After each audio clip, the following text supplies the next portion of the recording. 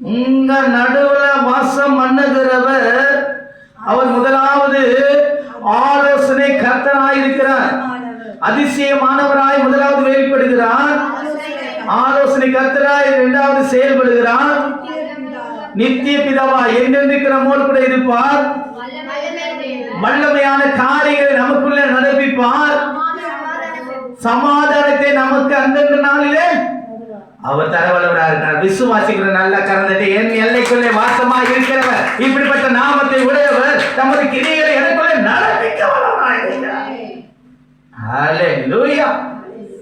அப்பதான் அவர் சொன்னார், வரும் காரியங்களை என்னிடத்துல உங்கள் பிள்ளைகளை குறித்து என் கரத்தின் கிரியைகளுக்கு கட்டளையிடுங்க. அப்ப அவர் செய்வார் செய்ய மாட்டாரா? சொல்ல வேண்டிய இடத்துல சொன்னதா போதுங்க. யாரும் எதிர்பார்க்காதீங்க.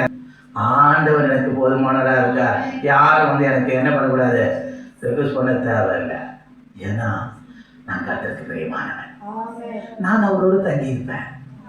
நான் அவரோடு தங்கி இருக்கிறதுனால அவர் என்ன பண்ணுவாரு, என்ன பண்ணுவாரு, அவர் என்னாலும் என்னை காப்பாற்றுவாரு.